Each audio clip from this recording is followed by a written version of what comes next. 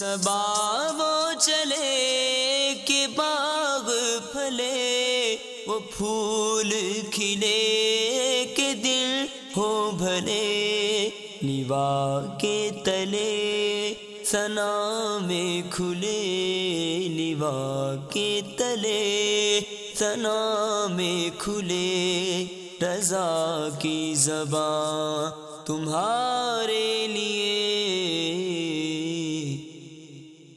الحمدللہ رب العالمین والصلاة والسلام على سید المرسلین، اما بعد فاعوذ باللہ من الشیطان الرجیم، بسم اللہ الرحمن الرحیم، الصلاة والسلام علیک یا رسول اللہ وعلى آلک واصحابک یا حبیب اللہ، الصلاة والسلام علیک یا نبی اللہ وعلى آلک واصحابک یا نور اللہ۔ بیانات عطاریہ حصہ سیوم، اس میں 12 رسالے ہیں۔ انمول ہیرے، باحیا نوجوان، ظلم کا انجام، بڈھا پجاری، 4 سنسنی خیز خواب، سیاہ فام غلام، وضو اور سائنس، کرامات فاروق اعظم رضی اللہ تعالی عنہ، میٹھے بول، کرامات عثمان غنی رضی اللہ تعالی عنہ، جنتی محل کا سودا، سگے مدینہ کہنا کیسا۔ وضو اور سائنس رسالے سے درود پاک کی فضیلت عرض کر رہا ہوں۔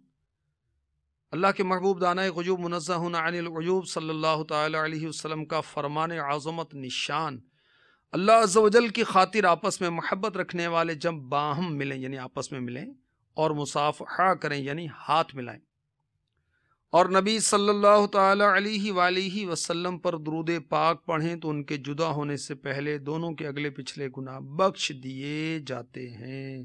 صلو علی الحبیب صلی اللہ تعالی علی محمد وعلی آلہ وصحبہ وبارک وسلم۔ فرمان مصطفیٰ صلی اللہ تعالی علیہ وسلم، نیت المؤمن خیر من عملہ، مسلمان کی نیت اس کے عمل سے بہتر ہے۔ حسب حال اچھی اچھی نیتوں کے ساتھ سلسلے میں شرکت کیجیے، انشاءاللہ خوب اجر و ثواب حاصل ہوگا۔ رضا کی زبان تمہارے لیے ماہ صفر المظفر کے خصوصی سلسلوں میں سے ایک سلسلہ ہے۔ اعلیٰ حضرت کے کلام کے مقطع پیش کیے جاتے ہیں، اس اعلیٰ حضرت کے جو کہ سبحان اللہ مفتی اسلام، مجدد اسلام ہیں، حافظ قرآن ہیں، با کرامت ولی اللہ ہیں، پیر طریقت ہیں، سچے عاشق رسول، خواب میں کئی بار سرکار نامدار صلی اللہ علیہ وسلم کا دیدار جنہوں نے کیا، جنہوں نے جاگتے ہوئے سر کی آنکھوں سے اللہ کے محبوب علیہ الصلاۃ والسلام کا دیدار کیا، جو کہ ہر جمعرات کو بریلی سے مدینے حاضری دیتے تھے، سبحان اللہ، جنہوں نے ساری زندگی دین اسلام کی خدمت کے لیے وقف کر دی، جن کے فتاوی سے اب تک مسلمان فائدہ اٹھا رہے اور انشاءاللہ عز و جل تا قیام قیامت فائدہ اٹھاتے رہیں گے، جنہوں نے دودھ کا دودھ اور پانی کا پانی کر دیا۔ عاشق اعلیٰ حضرت میرے شیخ طریقت امیر اہل سنت فرماتے ہیں،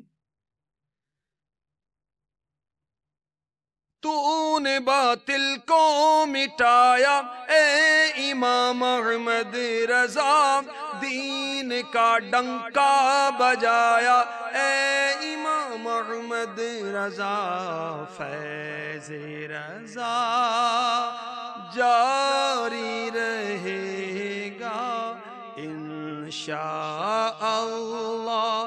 جاری رہے گا۔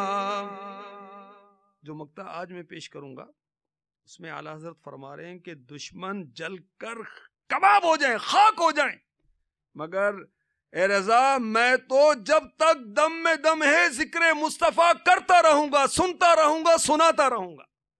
سبحان اللہ، کیا بات ہے۔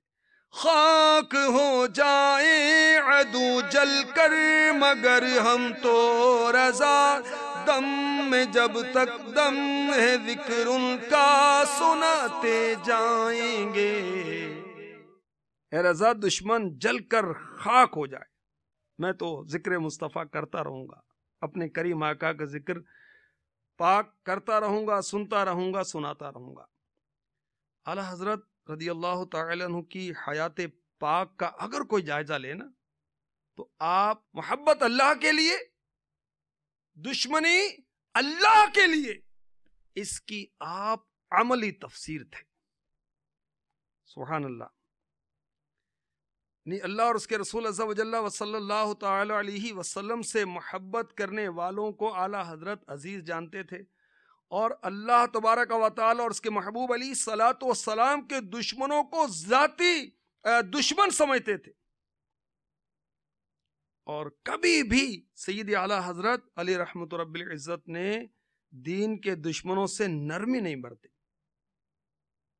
ملفوظات اعلیٰ حضرت، یہ وہ عظیم کتاب ہے جو مکتبۃ المدینہ نے بڑی شان کے ساتھ شائع کی. اس سے پہلے بھی شائع ہوتی رہی ہے، مگر مکتبۃ المدینہ کی شائع کردہ کتاب کا انداز ہی کچھ اور ہے. سبحان اللہ.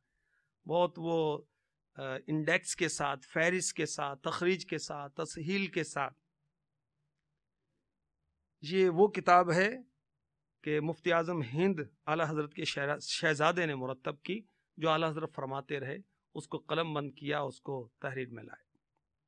اسی میں حدیث پاک لکھی ہے کہ قیامت کے دن ایک شخص حساب کے لیے بارگاہ رب العزت میں لایا جائے گا. اس سے سوال ہوگا تو کیا لایا ہے؟ وہ کہے گا میں نے اتنی نمازیں پڑھی علاوہ فرض کے، اتنے روزے رکھے علاوہ ماہ رمضان کے، اس قدر خیرات کی علاوہ زکوٰۃ کے، اس قدر حج کیے علاوہ حج فرض کے، وغیرہ ذالک. ارشاد باری تعالیٰ ہوگا کبھی میرے محبوبوں سے محبت اور میرے دشمنوں سے عداوت بھی رکھی؟ اللہ اکبر. اعلیٰ حضرت علی رحمت رب العزت فرماتے ہیں تو عمر بھر کی عبادت ایک طرف اور خدا و رسول عز و جل و صلی اللہ علیہ وسلم کی محبت ایک طرف. اگر محبت نہیں، سب عبادات اور ریاضات بیکار.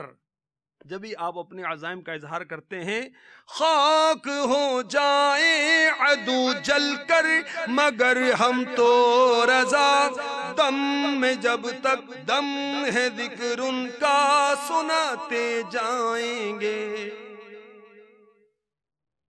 اور کیسا آپ ذکر سناتے ہیں، ذکر مصطفیٰ سناتے ہیں. سبحان اللہ، سبحان اللہ. کہ ساری زندگی آپ نے دین اسلام کی خدمت میں گزاری، اور پیارے آقا علیہ الصلوۃ والسلام کی شان و عظمت میں آپ نے زندگی گزاری. دیکھیں خود اعلیٰ حضرت حسام الحرمین میں تحریر فرماتے ہیں، حمد اس کے وجہ کریم کو جس نے اپنے بندے کو یہ ہدایت دی، یہ استقامت دی، بلکہ شکر بجا لاتا ہے کہ تو نے محض اپنے کرم سے اس ناقابل کو اس قابل کیا کہ یہ تیری عظمت اور تیرے حبیب صلی اللہ تعالی علیہ وسلم کی عزت کی حمایت کے لیے گالیاں کھائے، اور سرکار کے پہرے دینے والے کتوں میں اس کا چہرہ لکھا جائے. خاک ہو جائے عدو جل کر مگر ہم تو رضا، دم میں جب تک دم ہے ذکر ان کا سناتے جائیں گے. اور فرماتے ہیں جو وقت مجھے اس لیے عطا فرمایا کہ بعونہ تعالی عزت محمد رسول اللہ صلی اللہ علیہ وسلم کی حمایت کروں، اور حاشا یعنی ہرگز نہیں کہ اسے اپنی ذاتی حمایت میں ضائع ہونے دوں. اچھا ہے جتنی دیر مجھے برا کہتے ہیں محمد الرسول اللہ صلی اللہ تعالی علیہ وآلہ وسلم کی بدگوئی سے غافل رہتے ہیں. خاک ہو جائیں عدو جل کر مگر ہم تو رضا، دم میں جب تک دم ہے ذکر ان کا سناتے جائیں گے. فیض رضا جاری رہے گا انشاء اللہ، جاری رہے گا. ایک بار کسی نے عرض کیا حضور آپ کی کتابوں میں وہ بد مذہبوں کے عقائد باطلہ کا رد بہت سخت ہے. میں خلاصہ عرض کر رہا ہوں. تو آپ نے جو کچھ ارشاد فرمایا اس میں یہ بھی تھا اللہ عز و جل نے قلم عطا فرمایا ہے تو میں قلم کی سختی اور شدت کے ساتھ ان بے دینوں کا رد اس لیے کرتا ہوں تاکہ حضور اقدس صلی اللہ علیہ وسلم کی شان میں بد زبانی کرنے والوں کو اپنے خلاف شدید رد دیکھ کر مجھ پر غصہ آئے، پھر جل بھن کر مجھے گالیاں دینے لگے اور میرے آقا و مولا صلی اللہ علیہ وسلم کی شان میں گالیاں بکنا بھول جائیں۔ اس طرح میری اور میرے آبا و اجداد کی عزت و آبرو حضور صلی اللہ علیہ وسلم کی عظمت جلیل کے لیے سپر ہو جائے، یعنی ڈھال ہو جائے۔ کل کے رضا ہے خنجر خونخوار برق بار، عادہ سے کہہ دو خیر منائے نہ شر کرے، عادہ سے کہہ دو خیر منائے نہ شر کرے۔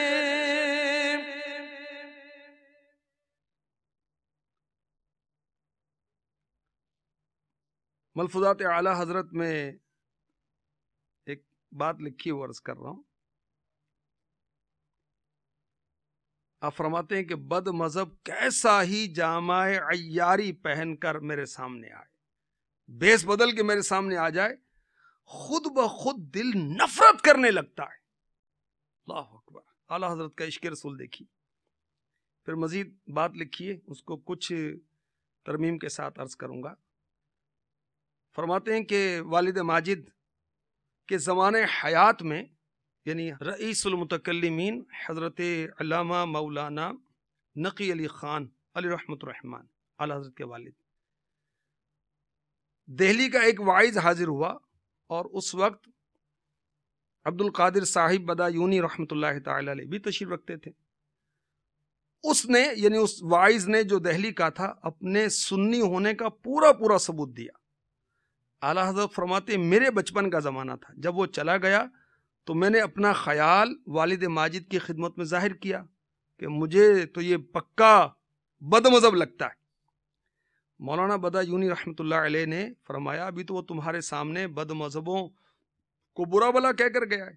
عرض کی میرا دل گواہی دیتا ہے یہ اپنے مذہب کو چھپاتے ہوئے جھوٹ بولتا تھا، یعنی تقیہ کر رہا تھا۔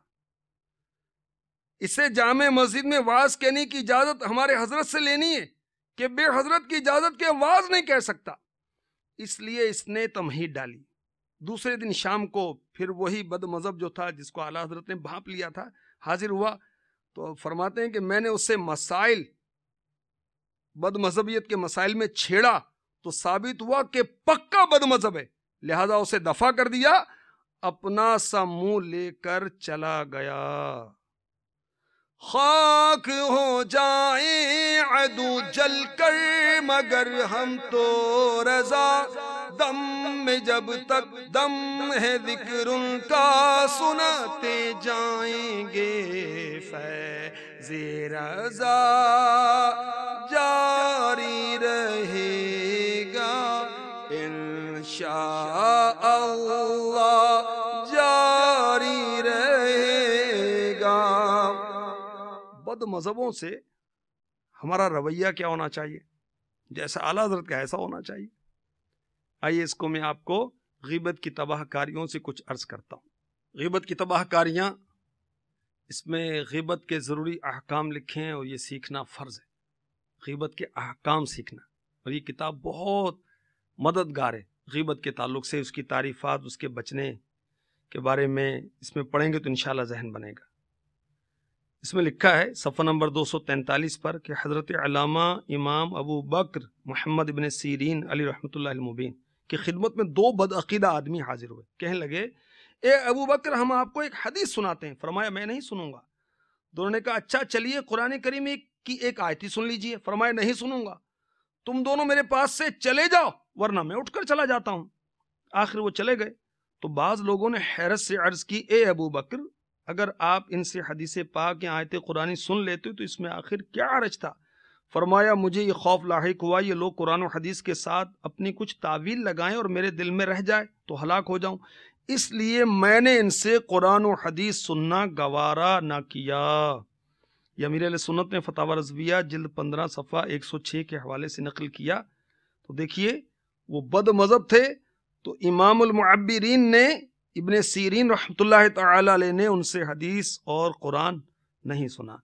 اور فاروق اعظم کی کیا شان ہے کہ مغرب کی نماز پڑھ کر مسجد میں تشریف لائے تو ایک شخص نے آواز دی، کون ہے؟